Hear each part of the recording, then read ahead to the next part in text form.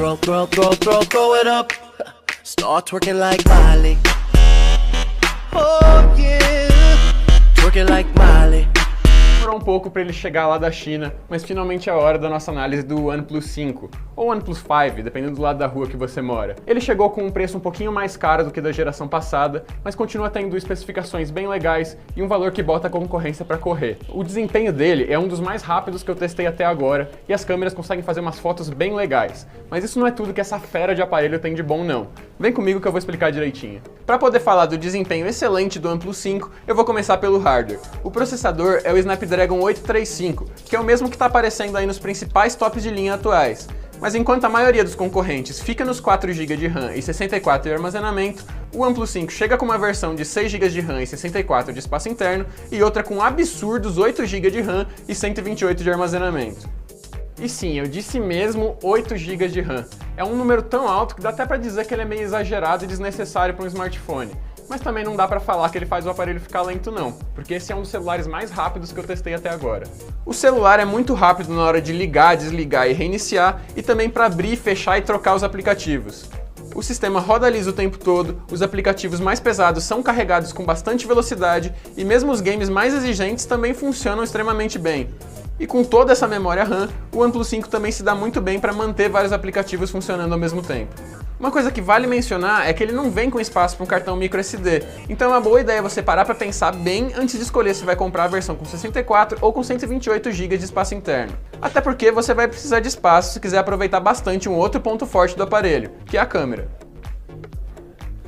O sistema de câmeras traseiras do OnePlus 5 foi feito em parceria com uma empresa chamada DxO Labs, que é especializada em software de processamento de imagem. E como seria de se esperar nesse caso, o resultado ficou bem legal. Os dois sensores da traseira têm especificações e lentes bem diferentes.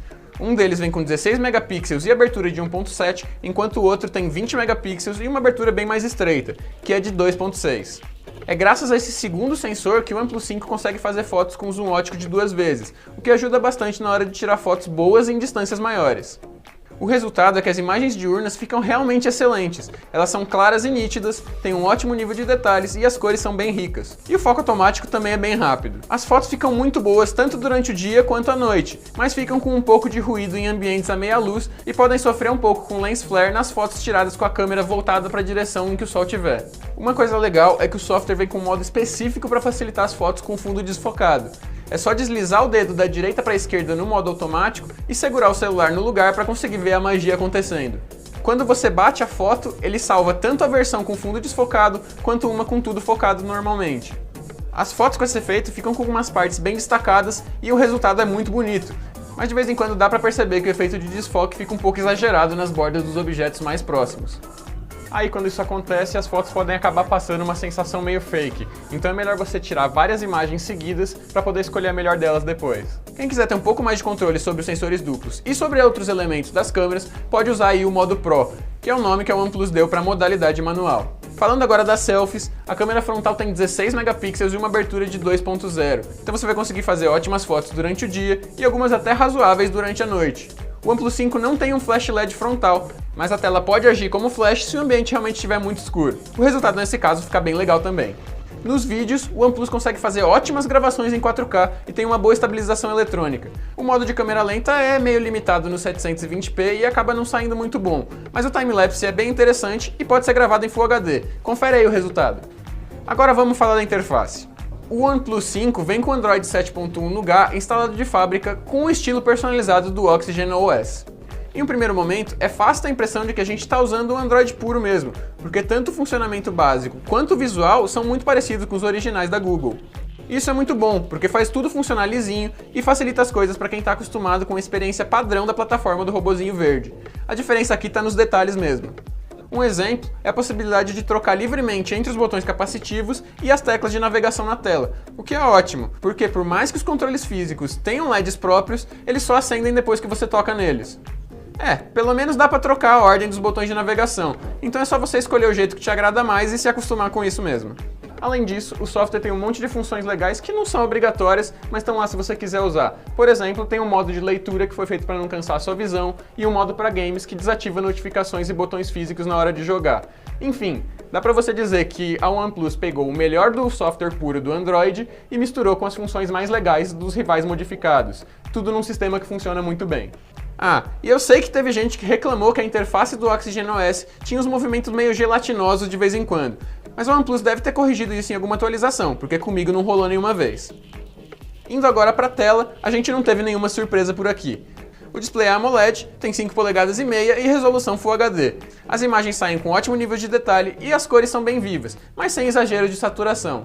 Além disso, o brilho máximo da tela é bem forte, então você pode ficar tranquilo que dá para usar ele debaixo do sol forte sem nenhum problema.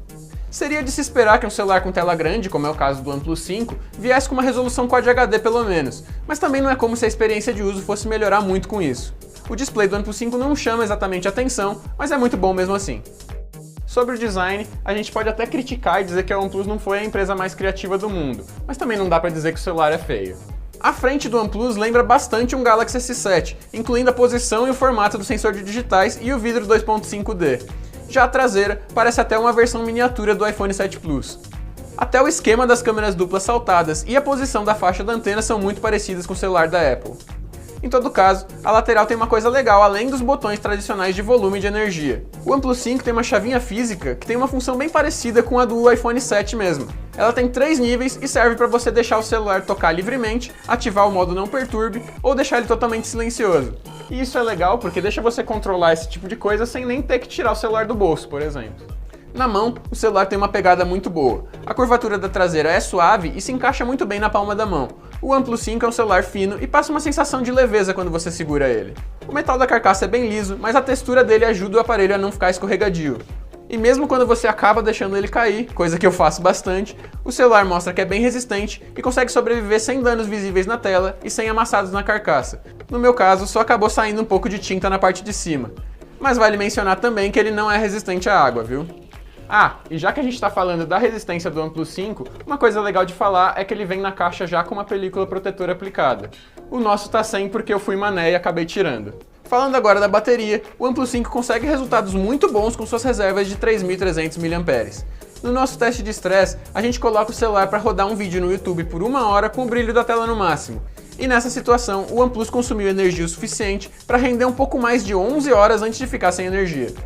O celular da OnePlus vem com um carregador com a tecnologia Dash Charge, que nos nossos testes conseguiu ir de 0 a 91% em só 1 hora. A recarga desacelera um pouco no final, e aí o total fica em 1h30 para ele chegar no 100%. Mas mesmo assim, dá para você dar uma carga boa nele, mesmo se você só tiver uma meia horinha para deixar ele na tomada. O ruim é você ter que andar com esse carregador enorme e com um adaptador de tomada o tempo todo por causa do padrão chinês.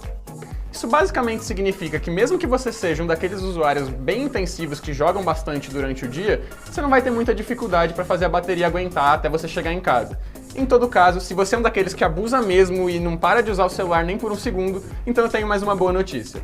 O OnePlus 5 segue a tradição chinesa de PK no quesito áudio. Ou seja, a caixa de som fica numa posição ingrata na parte de baixo do aparelho, aquela que você acaba cobrindo com a mão sempre que segura o smartphone na horizontal.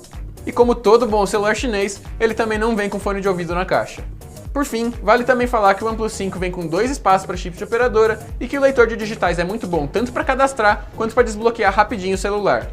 Como o OnePlus 5 não é vendido oficialmente aqui no Brasil, o jeito para quem quiser um vai ser recorrer a lojas como a Gearbest para poder importar. Por lá, a versão com 6 GB de RAM e 64 de armazenamento custa uns $653, isso sem considerar as promoções relâmpago que rolam direto na loja. Convertendo para nossa moeda e adicionando os impostos, que provavelmente vão ficar aí na casa dos R$200, o preço total vai dar uns R$2.270. Mas é bom você se preparar, porque a alfândega pode cobrar até 60% de taxas no total. Já o modelo com 8 GB de RAM e 128 de espaço interno pode sair por até R$3.697 se você der muito azar e receber o total de 60% de impostos. Mas o mais provável é que a taxa deixe o celular mais perto dos R$2.511. Por esse valor, mesmo a versão mais cara do OnePlus 5 sai mais de R$1.000 mais barata do que as variantes equivalentes dos concorrentes. A menos que você se incomode muito com o fato de ele não ter assistência técnica oficial aqui no Brasil, essa é uma diferença que faz esse excelente celular chinês valer muito a pena. E aí, curtiu o aparelho? Manda sua opinião ou qualquer dúvida que tiver sobrado aí nos comentários que eu vou tentar responder assim que puder. E se você tiver afim dele, dá uma olhada nos links que a gente separou na descrição para encontrar ele com os preços bem bacanas. Deixa o seu like no vídeo se você curtiu, aproveita para se inscrever no canal para ficar sempre por dentro das novidades do mundo da tecnologia e clica no sininho se você quiser receber uma notificação primeiro que todo mundo. Eu fico por aqui e até a próxima! Throw it up. Start twerking like Miley.